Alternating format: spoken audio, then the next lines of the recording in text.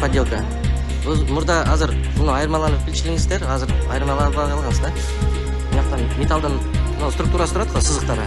Мурда мынактан мыяка карачу эле да, китайский икенчи. Азыр бугунку да окшоштуруп мыяка кылып койду.